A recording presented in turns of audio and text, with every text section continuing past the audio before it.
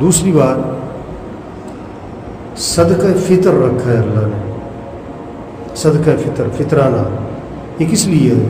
دو چیزیں ہیں اس میں. ایک تو رمضان میں جو ہم سے کمی کوتاہی ہوئی اس کے ازالے کے لیے صدقہ فطر دے دو، جو کمی کوتاہی ہے صدقے سے اس کا تدارک ہوگا، کمی کو پورا کیا جائے گا. دوسرا، غریبوں کو خوشیوں میں شریک کرنے کے لیے، غریب لوگوں کو اپنی خوشیوں میں، عید کی خوشیوں میں شریک کرو. پھر فطرانہ اپنی اپنی حیثیت کے حساب سے دینا چاہیے. سائیکل پر سب تو نہیں ہے نا، کوئی سائیکل پر، کوئی موٹر سائیکل پر، کوئی گاڑی پر، کوئی 2 مرلے کے مکان میں، کوئی 1 کنال کے گھر میں، فرق ہے نا. کوئی 2 کنال کے گھر میں، کوئی 20,000 کماتا ہے، کوئی 20 لاکھ کماتا ہے. تو فطرانہ بھی اپنی حیثیت کے حساب سے دینا چاہیے. گندم کے حساب سے فطرانہ دینا یہ تو آخری درجہ ہے.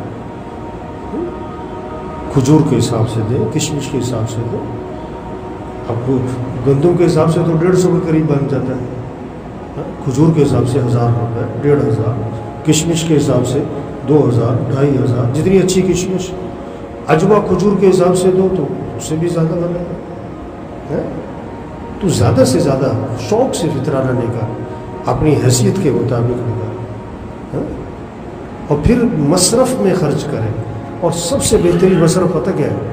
سب سے بہترین مصرف دیندار سفید پوش لوگ، ضرورت مند ہوں، سفید پوش ہو، اپنی ضرورت کو ظاہر نہ کرتے ہو، اور دیندار ہوں، بے دین نہ ہو. بعض ضرورت مند ہوتے لیکن بے دین ہوتے، بعض ضرورت مند ہوتے لیکن اپنی ضرورت کو ظاہر کر دیتے، مانگ لیتے، ان میں بھی لگ جاتا ہے. لیکن سب سے بہتر مصرف دیندار بھی ہو، سفید پوش بھی ہو،